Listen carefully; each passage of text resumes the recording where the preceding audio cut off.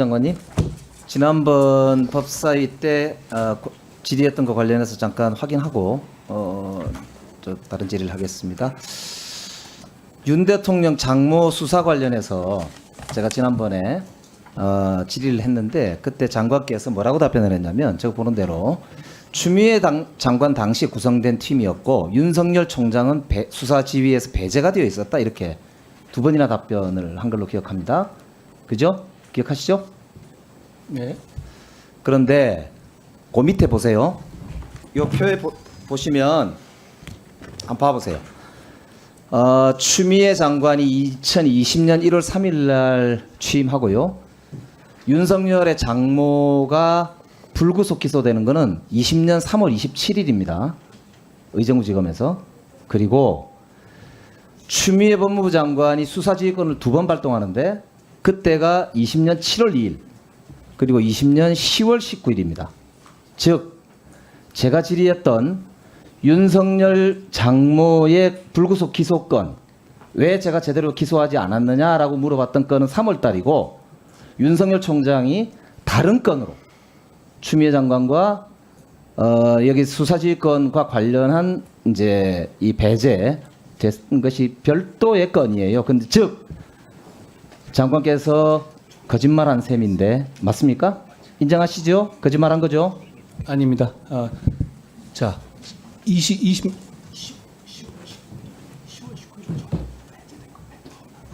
시간 좀 위원장님. 예. 예. 예. 10월 19일 날 저 내용의 가족 수사에는 이 사건도 포함되어 있는 것으로 제가 알고 있고요. 일단 첫째로. 그리고 제가 확인해 보니까 2020년 3월 27일 날 그 기소 당시에도 이미 윤석열 당시 검찰총장은 이 사건 보고에서 회피한 상태였습니다. 그러니까 이게 스스로 회피 지시가 아까 얘기했던 이 배제돼 있었던 건이 아니지 않습니까? 회피라는 거는 보고 라인에서는 완전히 배제되어 있던 거죠. 배제가 누가 배제를 시켰습니까? 본인 스스로요. 그러니까 그거는 이제 본인이 하시는 말씀이고. 그리고 2020년 10월 19일에 장관께서 또 말이 달라지지 않습니까? 아니 그렇지 않습니다. 예. 2020년 그러니까 10월 19일에 있었던 거기 사건에도 제가, 이것이 포함되어 있습니다. 네, 제가 지난번에 물어봤던 거 이거 아닙니까? 최은순 씨의 그 당시에 혐의가 3개였다. 하나, 2013년 사채업자한테 위조 잔고 증명서 16억 5천만 원 빌린 사건에, 두 번째 성남 도촌동 땅과 관련돼서, 세 번째 그걸 반환 소송하면서 법원에 증거 자료로 사문서 위조 동행사를 했단 말이에요. 이렇게 사문서 위조와 동행사 건만 3건이었는데 마지막 세 번째 거 법원에 낸 것만 불구속 기소가 된 거거든요. 1번, 2번은 기소가 되지 않았어요. 거기다 심지어는 이 건은 사기 아닙니까? 사기죄로 공범은 이미 기소가 돼서 구속도 되고 했지 않습니까? 그런데 최은순 씨는 이거에 대해서 기소가 되지 않았어요. 사기죄로도. 사기죄로 하면은 이게 특경법상 이게 50억 미만이면 3년 이상 유기징역이 나오니까 이걸 기소하지 않았단 말이죠. 그래서 불구속 기소를 했던 그 3월달 시점은 강제로 거기서 이제 배제된 게 아니라 이 말입니다. 그렇기 때문에 왜 그 당시 의정부지검에서 제대로 수사하고 기소하지 않았느냐에 대해서 어떻게 생각하는지에 대한 제 질의였어요. 거기에 대해서 지금 답변 한번 해보시죠. 어떻게 생각하시는지. 마찬가지로 총장이 직접 관여하지 않은 사안이고요. 거기에 법에 따라서 기소한 겁니다. 그리고 그 이후에 재판 과정 계속 거기에 대해서 수사가 제대로 됐다고 판단하십니까? 제가 그걸 판단할 문제는 아니죠. 그 시기에 있어서 그러니까 사기죄에 대해서는 어떻게 생각하십니까? 그리고 1번, 2번 아까 제가 물어본 2013년 사채업자와 저는 그렇게 일반 사건에 대해서 사안에 대해서 하나하나에 대해 평가하는 입장이 아닙니다. 그래서도 안 되고요. 그렇지 않겠어요? 지금 의원님은 다 보고 오셨으니 모르지만 그 일반 사건으로 기소된 게 아니라 대통령의 친인척이나 측근 그리고 소위 얘기하는 국민적 의혹이 있는 사건에 대해서는 법무부 장관이 검찰이 제대로 수사하지 않으면 그것과 관련해서 수사지휘권을 발동을 해서 수사를 필요한 경우 지시하는 것, 필요하다면 감찰을 지시하는 것, 이것이 법무부 장관이 검찰을 지휘 감독하는 업무의 핵심인 겁니다. 필요하다면 2020년에 법무부 장관이 할 일이죠. 그렇지 않습니까?